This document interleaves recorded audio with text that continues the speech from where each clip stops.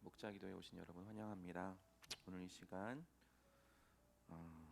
주님께 또 찬양하고 또 기도하는 이 시간 가운데 우리의 중심을 또 우리의 마음을 하나님께 올려드리는 시간 되면 좋겠습니다. 이 시간 우리의 또 일주일 동안의 삶을 살면서 또 정신없고 분주했던 그런 모든 시간들을 이 시간 주님께 집중시키면서 주님 앞에 주님 내 마음 가운데 평화를 마음 가운데 평안함을 주시기를 소망하는 마음으로 이 시간 함께 찬양하며 나아가면 좋겠습니다.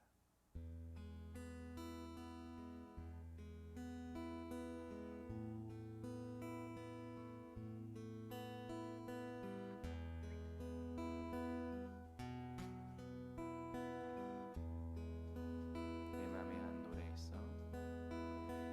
내 맘에 한 노래 있어. 나 즐겁게 늘 부르네. 노래를 부를 때에 큰 평화 임하도다. 평화 평화 하나님 주신 선물 오 크고 놀라운 평화 하나님 선물일세. 주 십자가 매달리사 날 구원해 주셨으며 주 예수님 고난받아 나 평화 누리도다.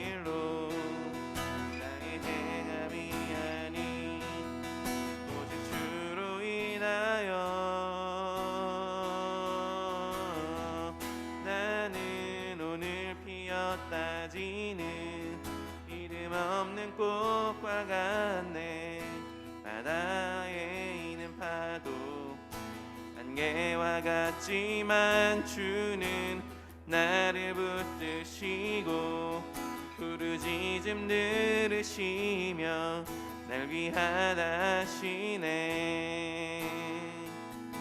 주님은 나의 죄를 보시고 사랑의 눈으로 날 일으키시네. 바다를 잠잠하게 하시듯 내 영혼의 폭풍 보욕해 하시네. 나로 인함이 아닌 주가 행하신 일로 나의 행함이 아닌 오직 주로 인하여 나는 오늘 피었다 지는 이름 없는 꽃과 같네. 바다에 있는 파도 안개와 같지만 주는 나를 붙드시고 부르짖음 들으시며 날 귀하다 하시네. 온 땅에 주인 되신 주님이 내 이름 하시며 상한 맘 돌보네. 어둠을 밝히시는 새벽별 당황하는 내 맘 주의 길 비추시네. 나로 인함이 아닌 주가 행하신 일로 나의 행함이 아닌 오직 주로 인하여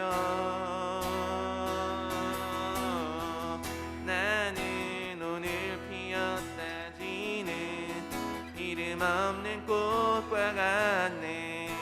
바다에 있는 파도 안개와 같지만 주는 나를 붙드시고 부르짖음 들으시며 날 귀하다 하시네.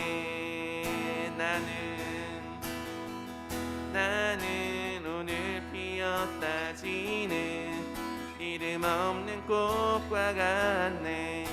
바다에 있는 파도 안개와 같지만 주는 나를 붙드시고 부르짖음 들으시며 날 귀하다 하시네. 나 오직 주의 것, 나 오직 주의 것, 나 오직 주의 것, 주의 것, 나 오직 주의 것, 나 오직 주의 것, 나 오직 주의 것. 나는 오늘 피었다 지는 이름 없는 꽃과 같네. 바다에 있는 파도 안개와 같지만 주는 나를 붙드시고 부르짖음 들으시며 날 귀하다 하시네.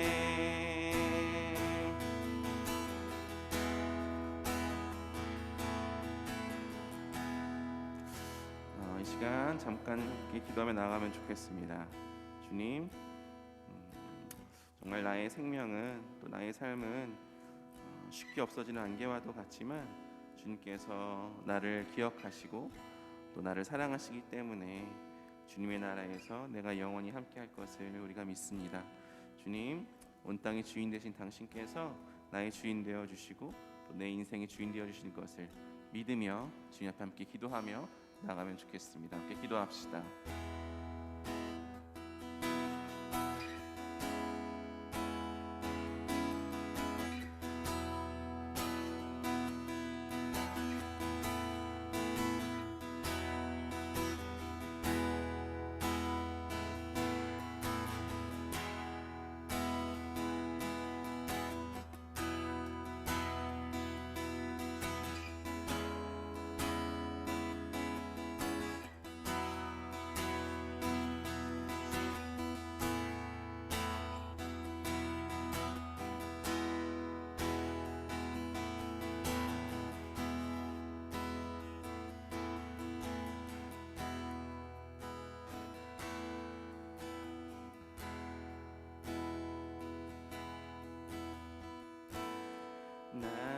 소망 되신 주,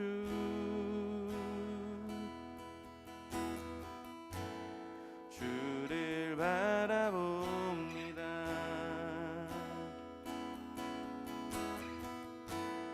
다시 오실 나의 왕 예수, 주를 기다립니다. 나의 소망 되신 주, 나의 소망 되신 주,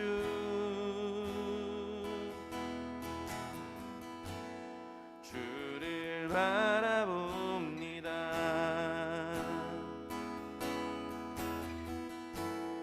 다시 오실 나의 왕 예수, 주를 기다립니다. 밤이나 낮이나 어제나 오늘도 영원히 주만 찬양해.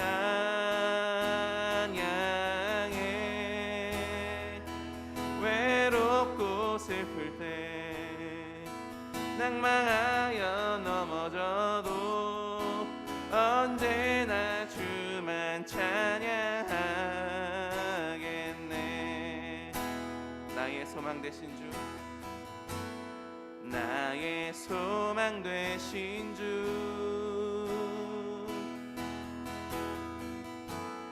주를 바라봅니다.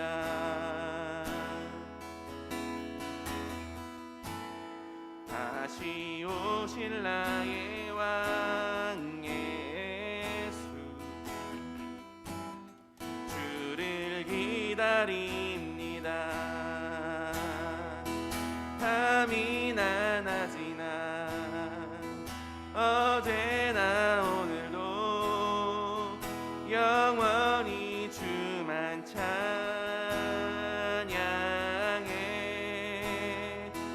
괴롭고 슬플 때 낭망하여 넘어져도 언제나 주만 찬양하.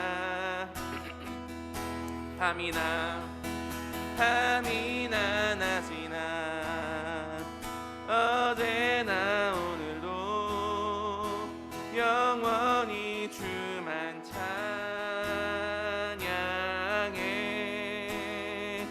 괴롭고 슬플 때 낭망하여 넘어져도 언제나 주만 찬양하겠네.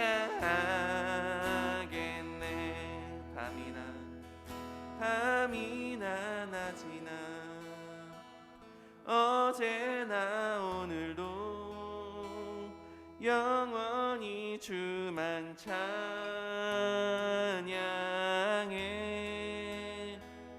괴롭고 슬플 때 낭망하여 넘어져도 언제나 주만 찬양하겠네.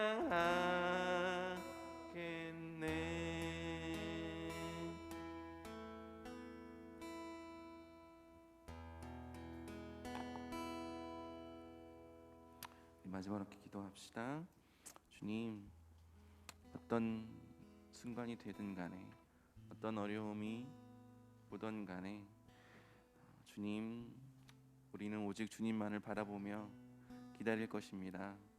주님, 낮이나 밤이나 정말 우리 주인 대신, 우리 아버지 대신 오직 당신만을 기다리며 우리가 있을 것입니다. 주님, 우리의 이 마음을 받아달라고 함께 마지막으로 함께 기도하며 나아갑시다.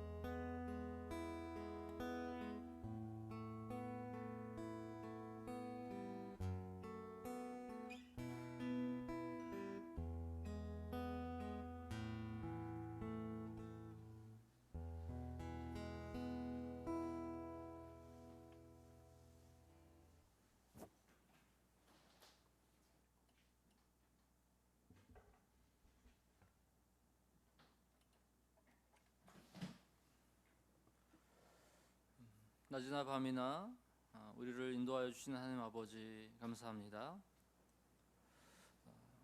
오늘 목자님들 함께 주님의 말씀 앞에 모여서 주님의 말씀을 듣고 또 우리를 인도하시는 그 주님을 따라 가고자 합니다. 주님 말씀하여 주시고 우리가 청종하여 들으며 주님께 나아가는 시간 되길 원합니다. 예수님의 이름으로 기도합니다. 아멘. 네, 오늘 함께 나눌 말씀은 잠언 26장 1절부터 16절 말씀입니다. 잠언 26장 1절부터 16절.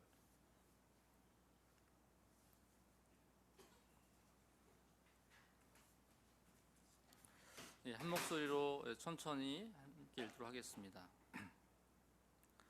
미련한 사람에게는 영예가 어울리지 않는다. 이는 마치 여름에 눈이 내리는 것과 같고 추수 때에 비가 오는 것과 같다. 까닭 없는 저주는 아무에게도 미치지 않으니 이는 마치 참새가 떠도는 것과 같고 제비가 날아가는 것과 같다. 말에게는 채찍, 나귀에게는 제갈, 미련한 사람의 등에는 매가 필요하다. 미련한 사람이 어리석은 말을 할 때에는 대답하지 말아라. 너도 그와 같은 사람이 될까 두렵다. 미련한 사람이 어리석은 말을 할 때에는 같은 말로 대응하여 주어라.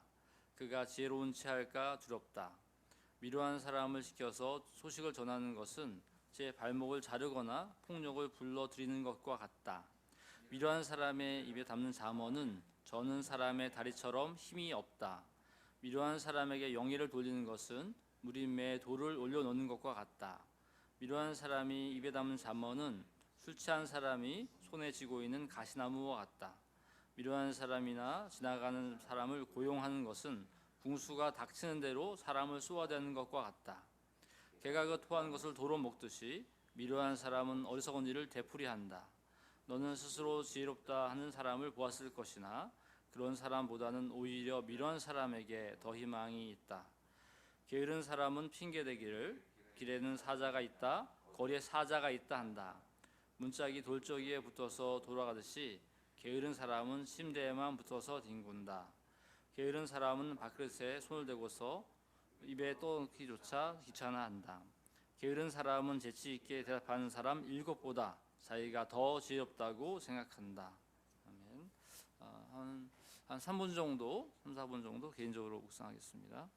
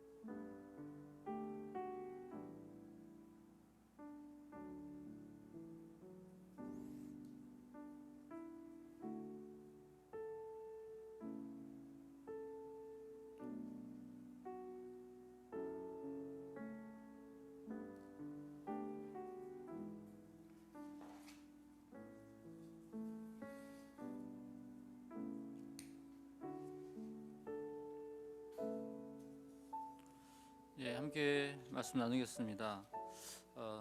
잠언을 5월달, 6월달 이어서 계속 묵상하면서 어떤 유익을 누리시나요?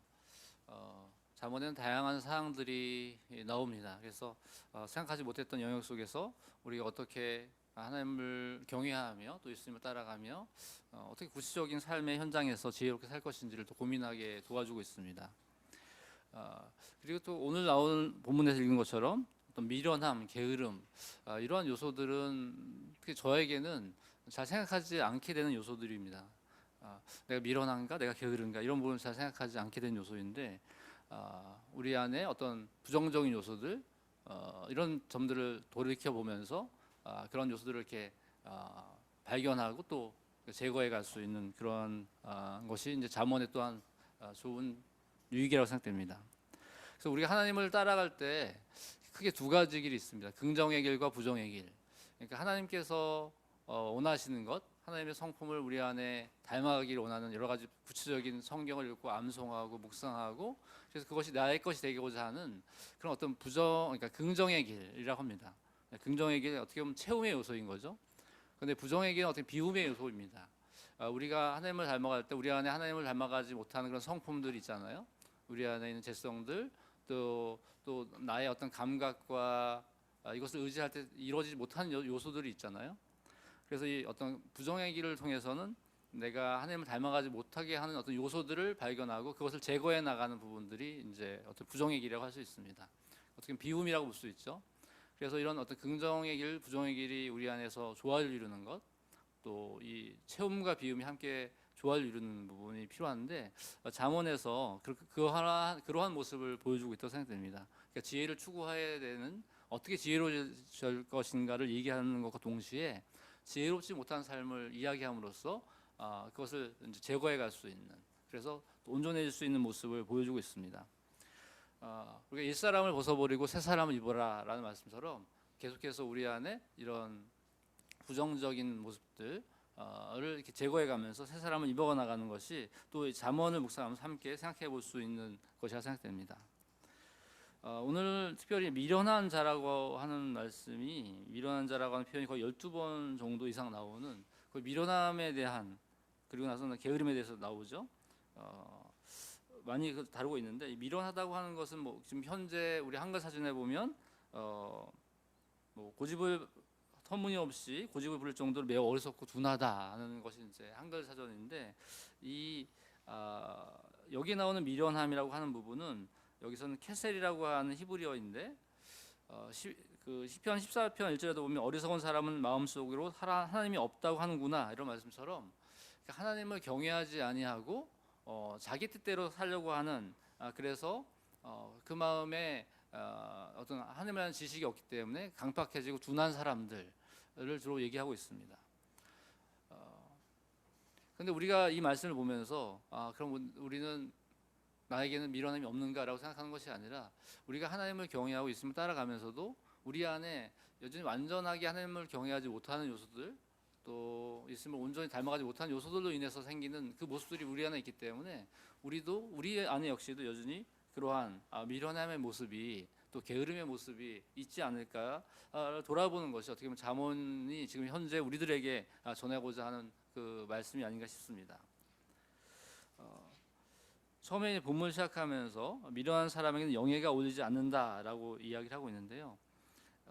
이 말씀은 이제 이 25장을 시작하면서 솔로몬의 두 번째 잠언이 나오면서 이를 숨기는 것은 하나님의 영광이요 이를 밝히 드러내는 것은 왕의 영광이다라고 했던 것과 대꾸를 이루는 것 같은 대조를 이루는 것 같은 느낌을 받았습니다. 여기 영이라는 말은 영광과 같은 뜻입니다. 카보드 히브리어에서 카보드는 무거움, 영광.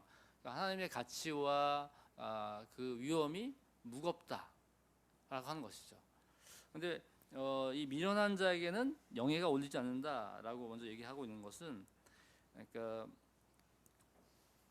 이 사람이 내적인 면은 성숙되지 않고 어떤 지혜가 없고 부족하고 어리석은 면이 있는데 지금 높은 자리에 올라가 있는 거죠. 높은 자리에 올라가서 어떤 정책을 결정하고 사람을 다스리는 일을 하는 것을 보면서 그 미련한 사람에게는 영예가 어울리지 않는다라고 얘기하는 것입니다. 근데 솔로몬은 이것을 이야기할 때 그것이 얼마나 어울리지 않느냐 하면 마치 여름에 눈이 내리는 것과 같고 추수 때 비가 오는 것과 같다. 어떤 기후의 자연 현상이 역전되는, 자연 현상의 어떤 기후의 변화가 일어나는 엄청난 재앙과 같은 일이 일어날 수 있다고 하는 것을 이야기하고 있는 것이죠. 이것은 바로 어떻게 보면 그 사람들이, 일반적인 사람들이 그 명예를 추구하지 않습니까? 다 하나님 나라를 우리 얘기할 때도 하나님 나라는 하나님을 높이는 나라이지만 하나님을 떠난 자들은 자기를 높이는 것이죠. 그러니까 미련한 자라고 하는 것은 여기서 하나님을 경외하지 아니하고 자기를 높이는 자리에 계속 가는 것이죠. 우리는 어떤 가치와 생각의 중심이 우리 안에 혹시라도 내가 높아지려고 하는 것, 나의 명예를 높이려고 하는 것, 그런 요소가 있지 않을까 돌아보면 좋을 것 같습니다. 근데 일반적으로 많은 사람들이 자기를 높이는 삶을 살잖아요. 그래서 그런 걸 위해서 높은 자리에 올라가는 것이고, 그런데 그의 내면에는 정말 온 세상을 다스리는 하나님을 알지 못하면서도 온 세상을 다스릴 수 있는 사람인 것처럼 높은 자리에 올라가서 그런 일을 합니다. 솔로몬이 이 잠언을 지을 때는 어떤 생각할지 몰랐지만 실제로 지금 뭐 많은 기후 변화들이 일어나고 있잖아요. 각 나라의 지도자들이 모여서 기후에 대한 정책을 결정했지만 또 그것을 자기 나라와 자기 이익을 위해서, 자기가 높아지는 것을 위해서 그 기후 협약에 탈퇴하는 그런 일도 있지 않았습니까? 어떻게 보면 하나님을 두려워하지 아니하는 그 일들이 정말 이 기후의 변화까지도 올 수 있는 그러한 모습을 지금 보고 있는데요. 바로 이 잠언을 통해서 우리가 추구하는 삶 속에 나의 어떤 영광, 나의 높아짐을 추구하는 모습이 큰 어떤 잘못된 영향을 줄 수 있다고 하는 것이죠. 그런 점에서 아까 처음에 말씀드렸던 잠언 25장 2절에 이를 숨기는 것은 하나님의 영광이요 이를 밝히 드러내는 것은 왕의 영광이다. 그러니까 하나님께서 이 세상을 다스리시는 신비, 그 신비는 그걸 통해서 하나님의 알 수 없음, 우리가 하나님의 성경을 통해서 하나님이 어떤 분인지 알려주시지만 이 세상의 다스림을 통해서 이게 하나님의 뜻인가? 어떻게 자연이 이렇게 되지? 왜 역사가 이렇게 되지? 하는 그런 잘 보이지 않는 모습이지만 그 전체를 통해서 하나님이 이어가시는 걸 통해서 하나님의 영광이 드러난다고 하는 것이죠. 그런데 그 일을 밝히 드러내는 것이 왕의 영광이라고 하는 것입니다. 우리 목자님들은 그리스도인들은 바로 그런 하나님의 신비, 하나님께서 이 역사 속에서 어떻게 이 자연 속에서 이런 과정을 통해서 하나님의 뜻을 이뤄가시는지를 드러내는 걸 통해서 그걸 통해서 비춰주는 하나님으로 우리에게 부여주시는 그 영광을 사모해야 될 것입니다. 우리는 어떤 영광을, 어떤 영예를 추구하고 있는가를 처음에 시작하면서 바로 미련한 자들은 자기의 영광을 추구하는 그 모습을 통해서 그 밀어냄의 길을 가지만 우리가 하나님의 신비를 발견하고 그것을 추구해가고 하는 걸 통해서 그 미련함으로부터 벗어나면 좋겠다 하는 이야기를 시작을 하고 있습니다. 4절 5절에 보면 이 잠언이 추구하는 지혜가 무엇인지를 잘 보여주고 있는데요. 4절과 5절은 굉장히 다른 말을 하는 것 같습니다. 그러니까 미련한 사람이 어리석은 말을 할 때에는 대답하지 말아라. 너도 그와 같은 사람이 될까 두렵다. 5절에는 미련한 사람이 어리석은 말을 할 때에는 같은 말로 대응해 주어라. 그가 지혜로운 체할까 두렵다. 어떻게 하라는 겁니까? 이거는 어떻게 보면 우리 말에도 아는 것이 힘이다. 또와 모르는 것이 약이다. 이렇게 있는 말인 것처럼 굉장히 상황적인 걸 얘기하는 것입니다. 그러니까 잠언은 율법에 있는 이것은 반드시 해야 된다고 하는 그러한 율법적인 명령과는 다르다는 것이죠. 그러니까 율법에 도둑질하지 말아라, 간음하지 말아라, 하나님 외에 다른 신을 섬기지 말아라. 이거는 반드시 지켜야 되는 그것이 답인 것이죠. 하지만 잠언에서 얘기하는 부분은 그러한 것보다 창조주 하나님이 지으신 목적, 창조주 하나님께서 이 모든 것을 세상 창조하시고 이끌어 가시는데 그 하나님의 그 목적을 이루는데 필요한 것들을 그 상황에 맞게 적용하라고 하는 것이 잠언이 얘기하는 지혜인 것입니다. 그러니까 미련한 사람이 어리석은 말을 할 때 어떤 상황에서는 대답을 하지 않는 것이 그 사람이 자신이 생각이 옳지 않다고 하는 것을 생각하게 하는 것이고, 또한 나도 그와 같은 어리석음에 동참하지 않는다는 것을 표현해 줄 수 있다는 것이죠.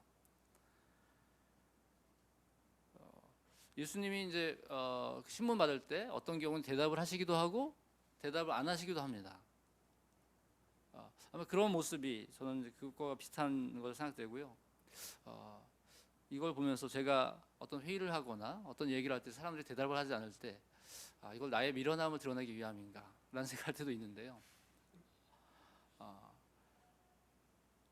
그렇습니다. 그러니까 이 상황에 따라서 대처하라는 것이죠. 근데 두 번째로는 같은 말로 대응해 주어라라고 하는 것입니다.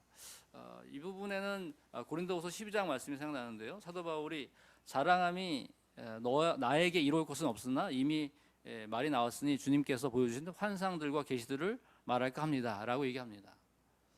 그러니까 하나님이 우리에게 보여주신 어떤 그런 환상이나 계시와 같은 것은 자랑하지 말아야 되는데 그걸 자랑하고 있는 어리석은 자들에게 사도 바울이 그러면 나도 자랑한다라고 얘기하면서 하는 것이죠. 근데 결국 그것을 통해서 그 상대방이 가지고 있는 어떤 어리석음과 미련함을 알게 하려고 하는 것입니다. 근데 저는 이렇게 이 4절과 5절을 보면서 결국 4절과 5절의 목적이 결국 그 이 미련한 사람이 자기 어리석음을 알게 하는 목적이 있다는 것이죠. 그러니까 미련한 사람을 비난한다는 것이 아니라 그 미련한 사람을 어떻게 자기가 미련한지를 알고 지혜로 가게 할까, 그것을 그 상황에 맞게 적절하게 도와주라고 하는 것이 잠언의 이야기인 것입니다. 그러니까 우리는 세상을 살아가면서 모든 사람이 지혜로운 사람과 살 수가 없는 것이죠. 늘 미련한 사람과 함께 살게 되는 것이고 저희 모습 속에서도 그 미련함이 나타날 때가 있는데 그때 그 적절한 상황 속에서 어떻게 그 사람이 미련함으로서 나올 것인지를 도와주라고 하는 것입니다.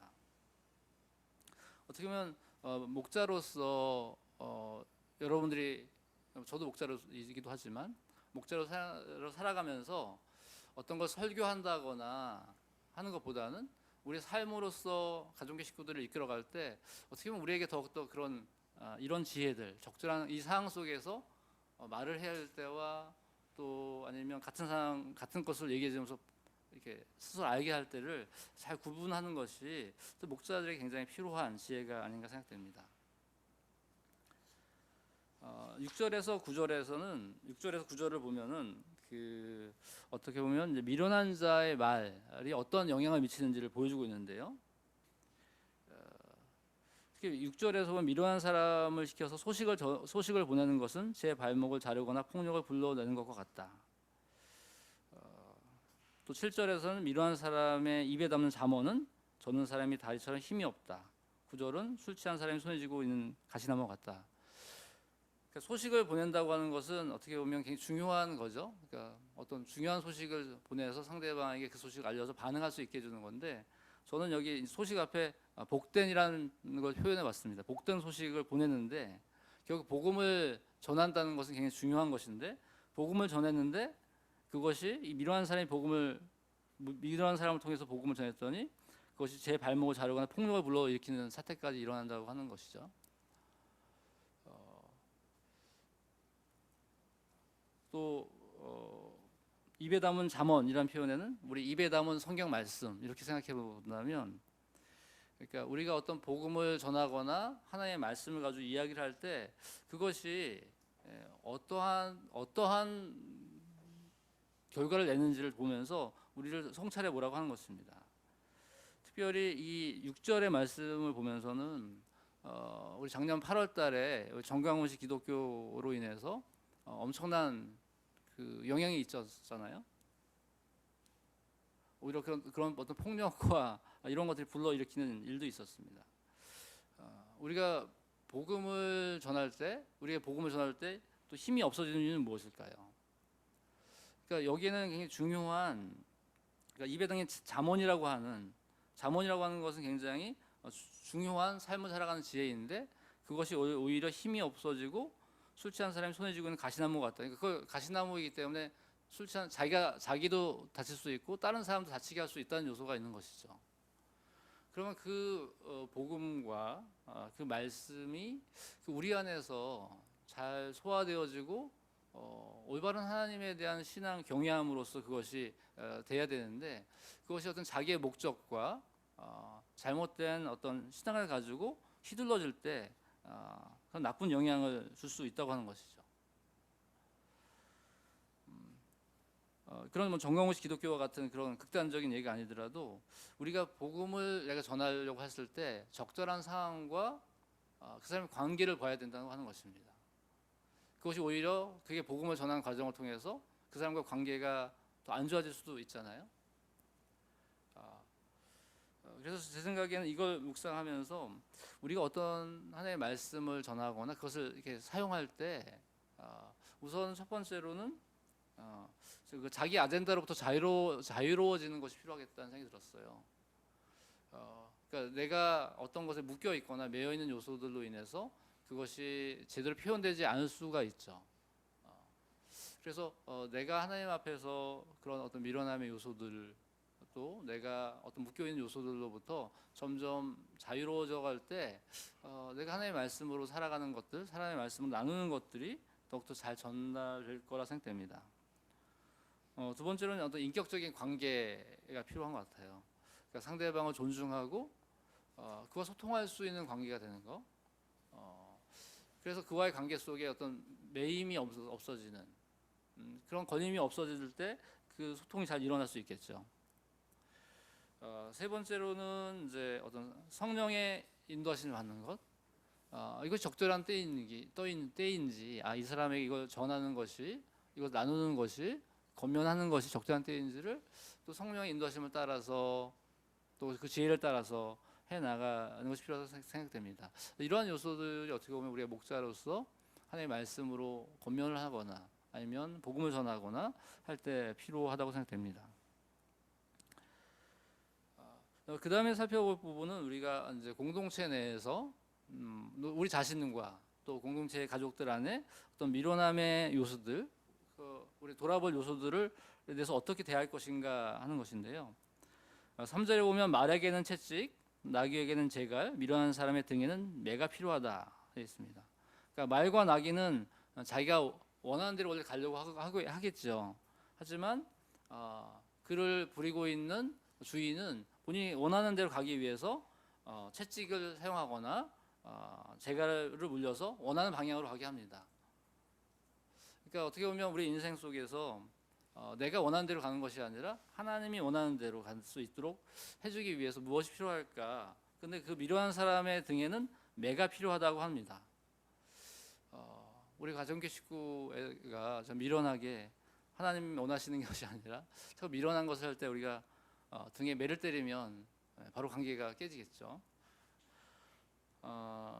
저는 이걸 보면서 어떤 하나님의 방법이 어떤 고난이라는 것을 통해서 우리가 내가 도로 생각하지 못했던 고난 속에서 아니면 어떤 어려움 속에서 자신을 돌아보게 하는 것이 이 등에는 매가 필요하다고 하는 것과 연관되지 않을까 생각해 봅니다.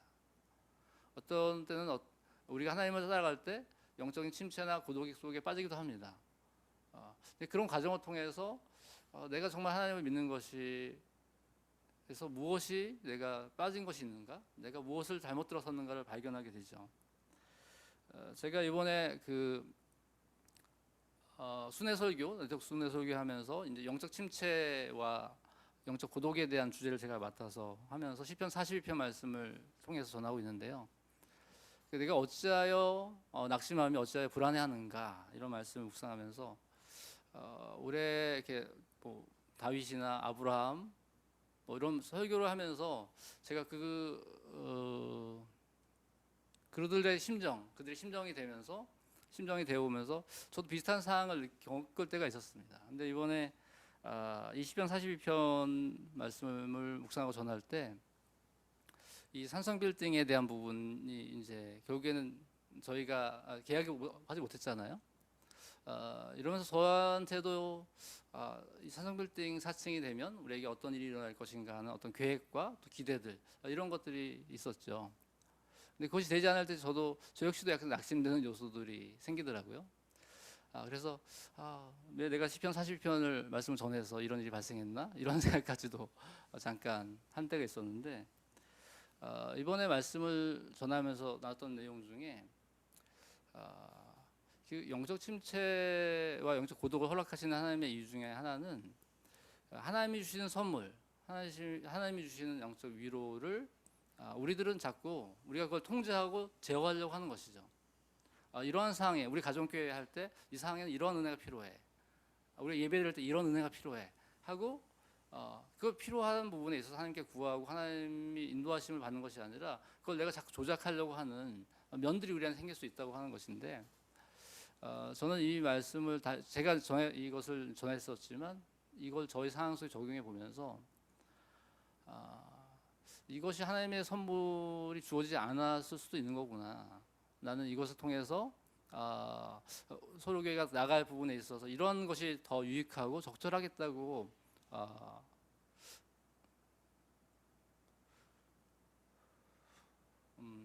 그런 어떤 마음들을 기대했었지만, 하나님이 이걸 선물을 주지 않았다면 그건 또 하나님이 선물 주지 않는 이유가 있겠구나.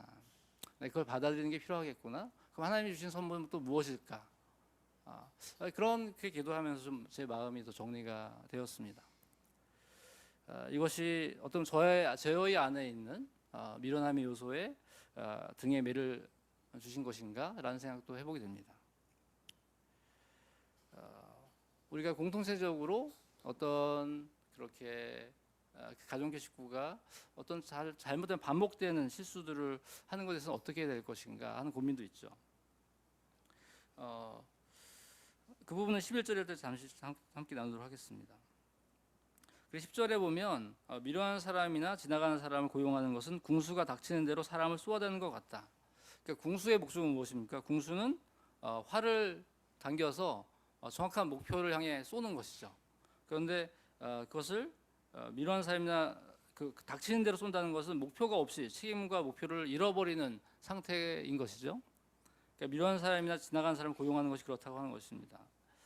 이 부분은 어떻게 보면 우리 가정교회 안에서 어떤 사람에게 어떤 역할을 맡기거나 그런 역할들을 주어질 때 우리가 지혜가 필요한 것 같아요. 무조건 어떤 역할을 주어서 이걸 함으로써 얘가 좀 더 잘할 수 있지 않을까 하는 생각을 하게 되는데, 그러면서 적절한 역할을 주는 것과 주지 않는 것, 더 적절한 역할로 가는 것은 무엇인가를 또 생각해 하는 것이 공동체 안에서 사람을 세워가는 데 있어서 중요하다고 생각됩니다. 11절에서는 개가 그 토한 것을 도로 먹듯이 미련한 사람은 어리석은 일을 되풀이한다.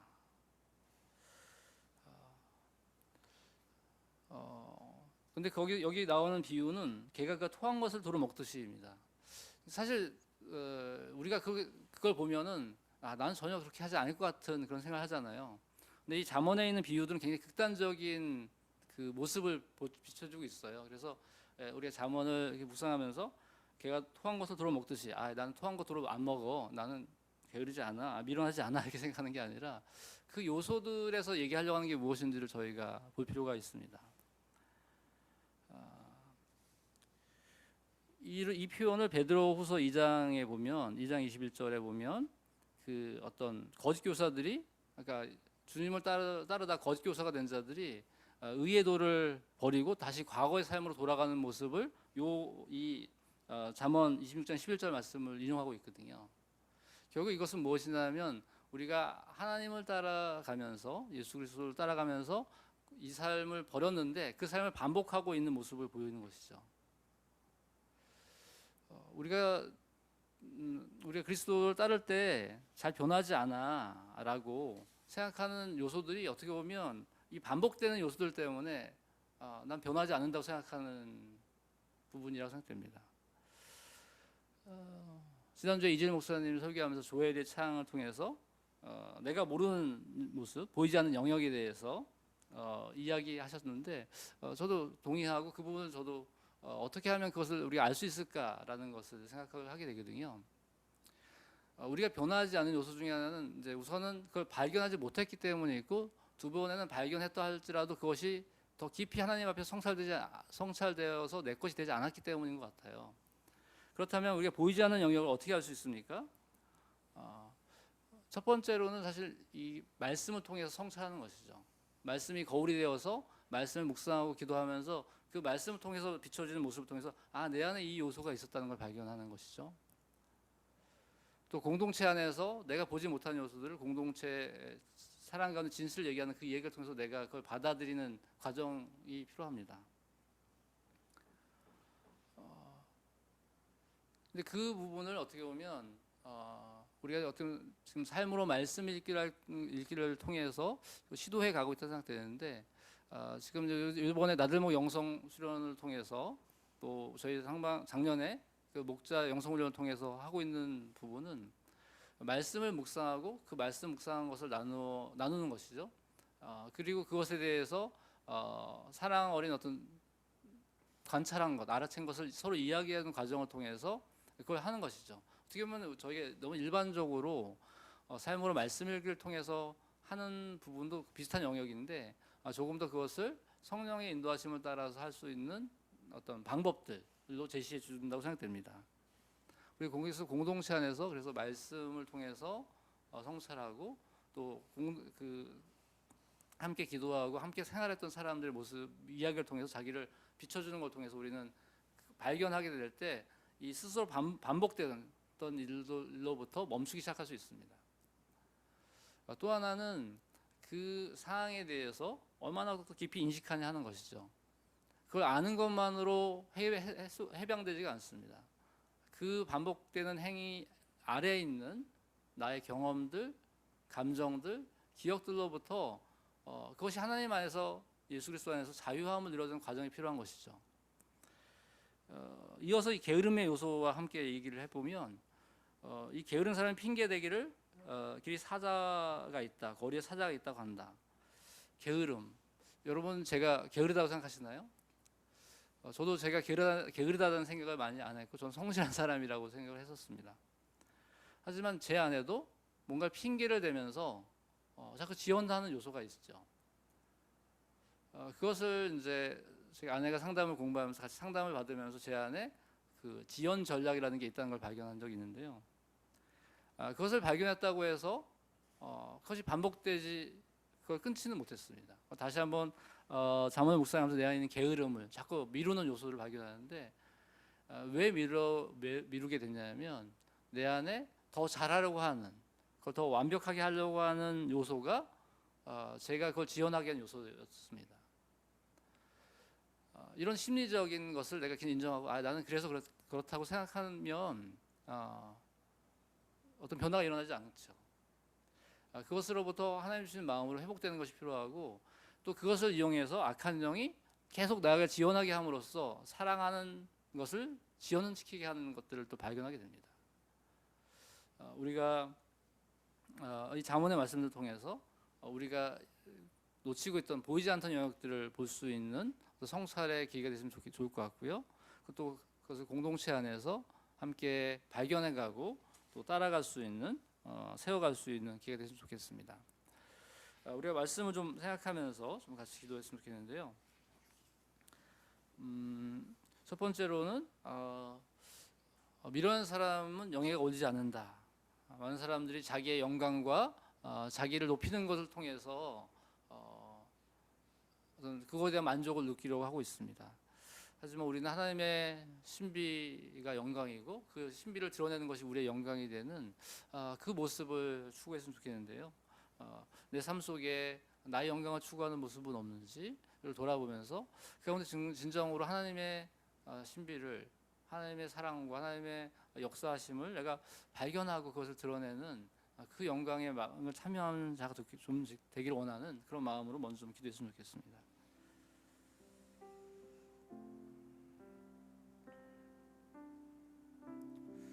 주님 그렇습니다. 살아가면서 자기를 높이려고 합니다. 전 상황 속에서 내 이름이 더 떨쳐지기를 원할 때가 있고 내가 드러나기를 원할 때들이 있습니다. 주님 우리가 하나님의 신비를 알고 일어납니다. 하나님의 신비의 비밀을 알기 원합니다. 하나님의 잠언을 통해서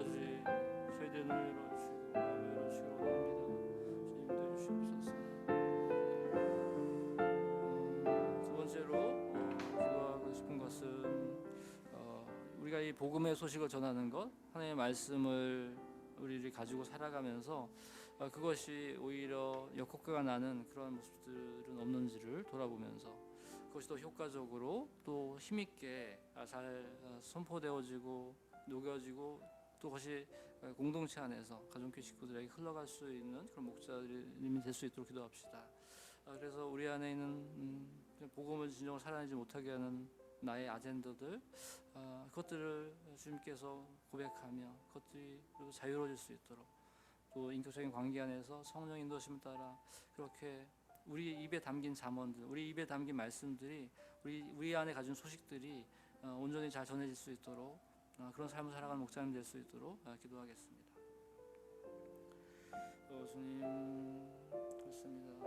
우리 입에 담긴 잠언이, 입에 담긴 말씀이 우리가 전하는 소식들이 어떠한 결과를 내보낸지를 돌아보기를 원합니다. 아버지, 지금 그것이 오히려 관계를 해치고 폭력을 불러일으켰던 기독교 내 잘못된 모습을 돌아보면서 주님, 저의 부족함을 또 고백할 수밖에 없습니다. 아버지, 우리 입에 담긴 잠언, 입에 담긴 말씀이 어떻게 사람들에게 전해지고 가정의 식구들과 나눠지고 있습니까? 우리 직장과 우리 이웃에게, 옆집에게 흘러가고 있습니까? 아버지, 정말 우리 안에 있는 아젠더들, 해결되지 않은 요소들이 그렇게 주님의 말씀이, 복음이 흘러가는 것을 막고 있는 요소들은 무엇입니까? 아버지, 주님께서 그것을 다루어주시고 그것을 발견해가며 점점 더 자유롭게 주의 복음이 흘러갈 수 있는 통로가 될 수 있기를 원합니다. 주님, 성령께서 인도해 주셔서 아버지 그때를 구분케 해주시고 성령께서 우리를 인도하심을 따라 그렇게 인격적인 관계 안에서 하나님의 말씀과 그것을 살아가는 삶과 지혜들이 아버지 수통되어지고 나눠질 수 있는 아버지 목자님 될 수 있기를 원합니다. 각 가정교회 안에 그렇게 흘러갈 수 있기를 원합니다. 아버지 성령이여,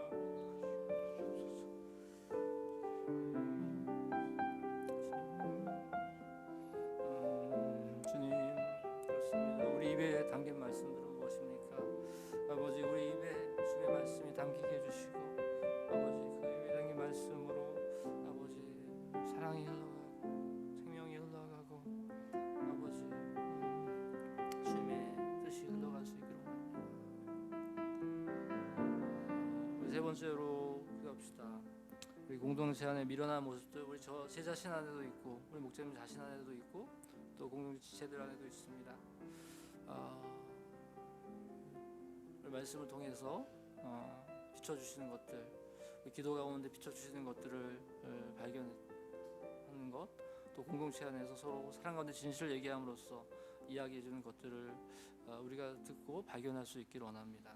또 더 나아가서 그것이 발견되었다면 그렇게밖에 반복할 수밖에 없는 우리의 모습들 안에 있는 그 근원적인 그 모습들은 무엇인가? 근원적인 뿌리들, 그런 개혁들, 경험들을 아버지 앞에 가져가서 주님께서 자유롭게 해주시는 그 일들이 개인과 공동체 안에서 함께 계속 일어날 수 있도록 그런 공동체가 될 수 있도록 말씀 가운데 서로가 비춰지고 그 진리 가운데 서로 이야기될 수 있는, 그래서 우리가 보이지 않는 영역들이 드러나고 그것으로부터 자유해져가는 그러한 공동체가 될 수 있도록 기도하겠습니다. 주님, 아버지, 주님, 그렇습니다. 우리가 변하지 않는 요소들은 그것을 발견하지 못하기 때문에도 있고 그것으로부터 자유롭지 못하기 때문도 있습니다. 주님, 그것이 우리가 주의 말씀 앞에 기도하고 그 비춰주시는 것들을 발견할 수 있기를 원합니다. 아버지, 그런 지체들이 내가 보지 못하는 요소들을 이야기할 수 있도록 그들이 말할 수 있는 기회를 줄 수 있게 해주시고 그런 관계가 맺어지게 해주시고 사랑 가운데 진실을 얘기할 수 있는 그런 가정교회 될 수 있기를 원합니다. 주님, 긍휼히 여겨주시옵소서.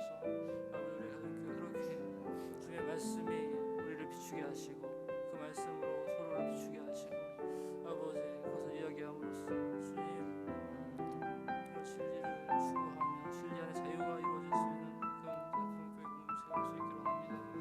또한 그런 목자 공동체가 될 수 있기를 원합니다.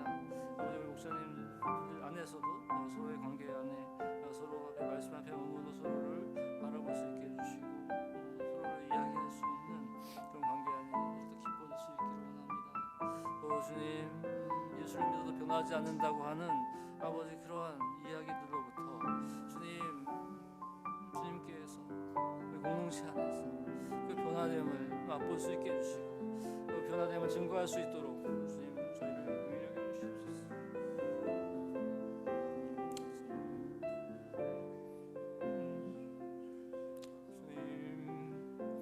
주님 저희가 만들 수 있기를 원합니다. 인도해 주시옵소서. 주님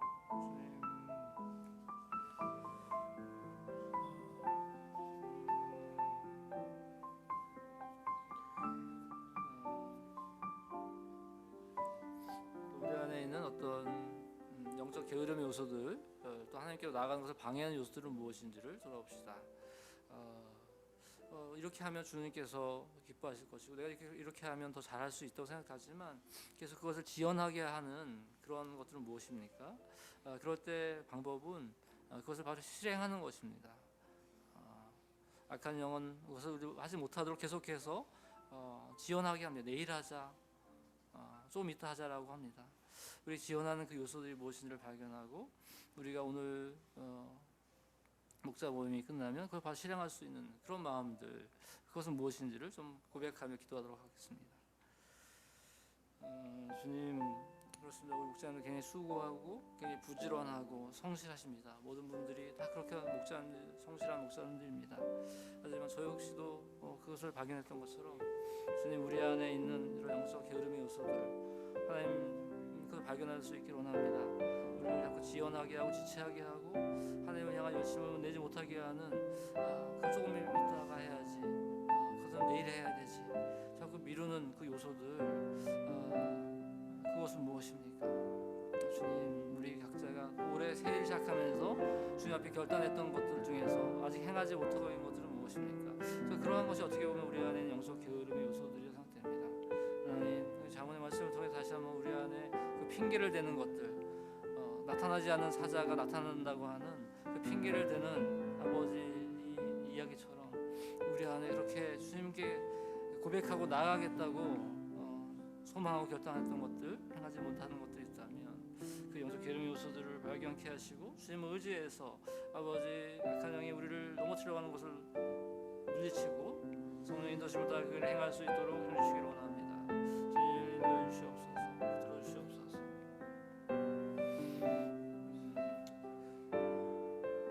마지막으로 좀 기도하겠습니다. 우리가 새로운 예배 공간을 이제 7월부터 플렉스 라운지에서 드리면서 시작합니다. 어제 계약 체결했던 사진과 이런 모습들도 함께 공유해 드렸는데요. 그러니까 우리가 원했던 방식과 행했던 방식대로 하나님께서 주시지 않을 때도 있다는 것을 저는 아까 좀 전에 좀 나눴는데요.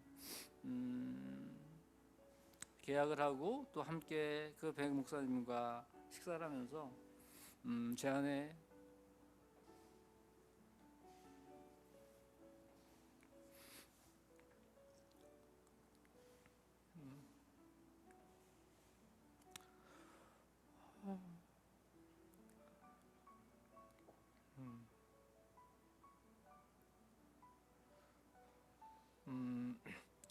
하나님이 원하시는 것은 다른 것이 있어도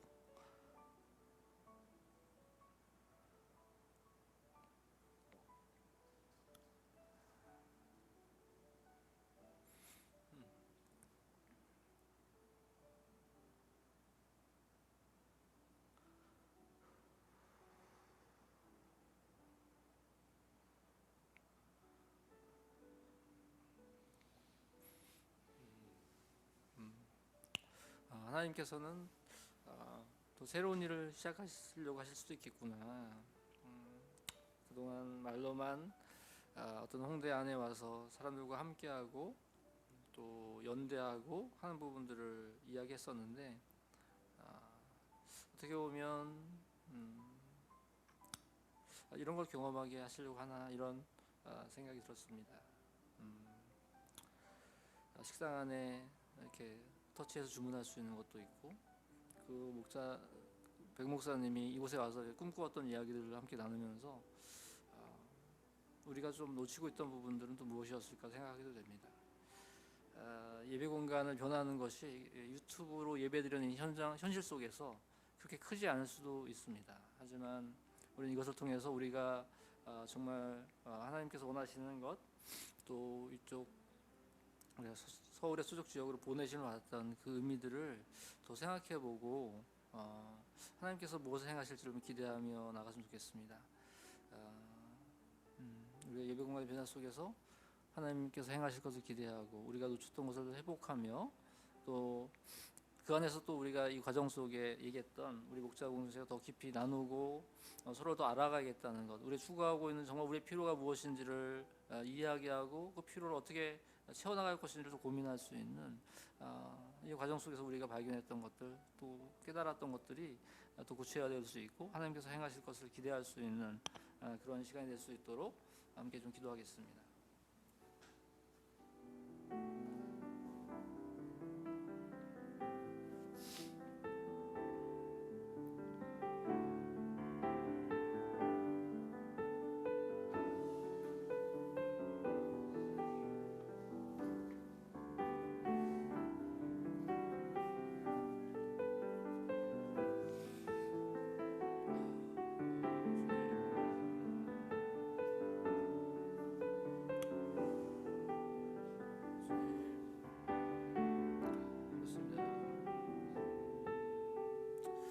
하나님이 주시고자 하는 선물은 우리가 생각하는 것과 달랐을 수도 있고 또 우리와 다른 때일 수도 있는 것입니다. 또한 우리 원하는 그 하나님 선물을 주시지 않는다고 할지라도 그것이 하나님의 뜻이 있음을 발견케 해주시고 정말 주님께서 우리에게 하실 것들을 기대하며 더 나아갈 수 있기를 원합니다. 이것을 하면서 예배드리는 가정 모습을 통해서 또 우리 선택한 이 과정들을 통해서 우리 안에 발견되었던 정말 필요, 채워지지 않는 필요들을 또 어떻게 채울 것인가 더 고민하게 됩니다. 하나님, 주님 이를 통해서 우리를 깨우쳐 주시고 아버지 우리 정신을 들게 하시고 깨우쳐 주시려고 하는 것이 무엇인지를 볼 수 있기를 원합니다. 아버지 우리 목자 공동체 안에 그 깊은 소통과 나눔이 있게 해주시고 아버지 이 과정을 통해서 주님이 행하시는 그 일들 가운데 그 신비를 발견하고 아버지 그것들을 드러내고 나눌 수 있는 그런 목사님들 될 수 있기를 원합니다. 또 저와 목사의 공동체 될 수 있기를 원합니다. 정말 교수님 도와주시옵소서. 아버지 변화 속에 주님이 우리를 이끌어가시고 새롭게 하시는 새로운 분교의 마음으로 더 나아갈 수 있기를 원합니다. 정말 교수님 도와주시고 들어주시옵소서. 오 주님을 찬양합니다.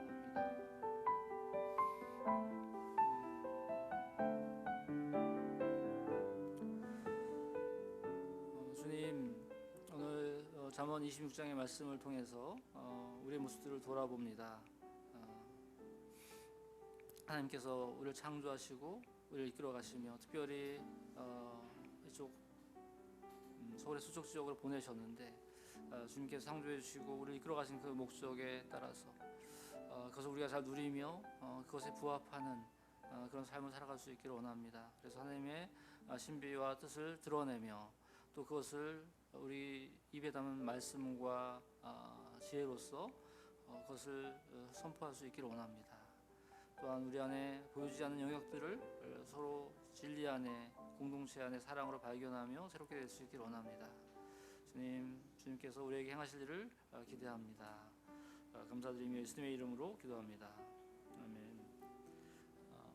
예배를 마쳤습니다.